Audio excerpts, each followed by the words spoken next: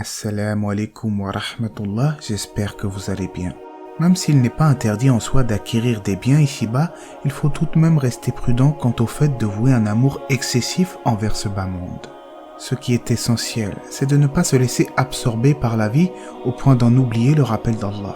C'est en ce sens que Malik ibn Dinar disait « L'amour excessif de ce bas monde est la mère des vices ». Beaucoup de gens aujourd'hui malheureusement n'ont comme sujet de discussion uniquement les affaires profanes, à savoir les vêtements, le sport, les voitures et j'en passe. L'un des premiers pas vers la purification de l'âme consiste à s'émanciper de l'amour de ce bas monde et de plutôt s'attacher à l'au-delà qui, elle, n'est pas une vie éphémère et vouée à disparaître. Toute âme est destinée à retourner vers son Créateur. Ainsi, cette vie a un but précis, bien supérieur au fait de seulement profiter de plaisirs temporaires. Dans cette vidéo, nous allons voir ensemble la valeur de cette vie, son but réel, et on en parle tout de suite après la petite intro.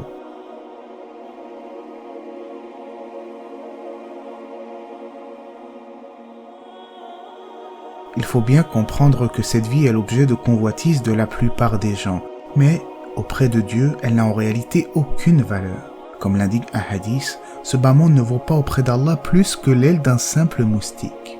La seule valeur de ce bas monde, si je puis dire, réside dans le fait qu'elle est une terre de semences pour l'au-delà. Elle comporte l'unique occasion d'œuvrer pour la demeure éternelle. En d'autres termes, ce bas monde est tel une passerelle, un lieu de transition. On peut considérer que c'est un voyage et, comme n'importe quel voyageur, nous avons besoin forcément de provisions et Allah dit dans le Coran dans le sens du verset « Et prenez vos provisions ». Mais vraiment, la meilleure provision est la piété. Il faut donc garder à l'esprit que cette vie n'est pas une demeure de stabilité où on va s'installer confortablement. Il y aura beaucoup d'épreuves, puisque cette vie est plutôt un moyen d'atteindre un but supérieur. Et ce but, c'est de chercher la miséricorde d'Allah via les œuvres pieuses afin d'entrer dans son paradis béni, un lieu de séjour impérissable. Il s'agit donc d'estimer ce bas monde à sa juste valeur, d'en faire une passerelle, un lieu de passage pour l'au-delà, et de réfléchir au sens de la vie, le but suprême de notre existence. Chaque individu dans sa vie a un jour été confronté à ses propres questions existentielles. Quel est mon véritable but? Que se passe-t-il après la mort?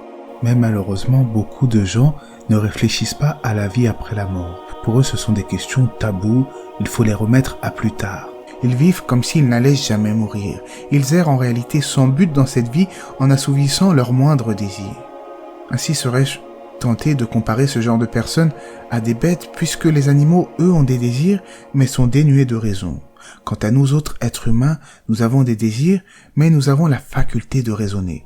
C'est pour cela que, si nous ne réfléchissons pas, qu'est-ce qui nous sépare des animaux? On pourrait dire que parfois nous sommes pires que les animaux car eux n'ont même pas le moyen de raisonner. C'est pour ça qu'il est du devoir de tout un chacun, moi y compris, de réfléchir sur notre but sur terre, de chercher à savoir ce que Dieu attend de ses créatures.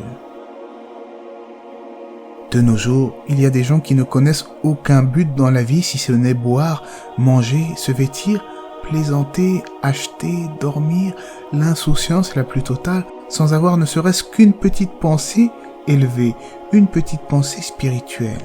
Beaucoup de gens ne se remettent pas en question, ne cherchent pas à comprendre le but de leur existence.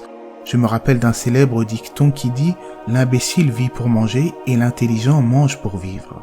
Je serais même tenté de modifier un peu ce dicton en rajoutant « L'intelligent mange pour vivre et vit pour adorer son Seigneur ».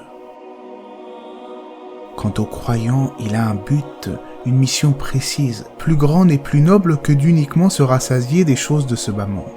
Dieu a dit dans le Saint-Coran, dans le sens du verset « Je n'ai créé les djinns et les hommes que pour qu'ils m'adorent. Je ne cherche pas d'eux une subsistance et je ne veux pas qu'ils me nourrissent. En vérité, c'est Allah qui est le grand dispensateur de biens, le détenteur de la force, l'inébranlable. » Ainsi, connaître Allah et l'adorer est le véritable objectif de notre existence.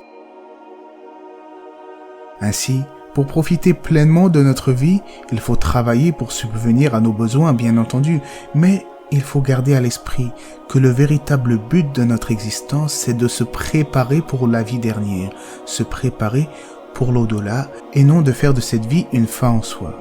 Cette vie n'est qu'un moyen d'atteindre des objectifs bien supérieurs.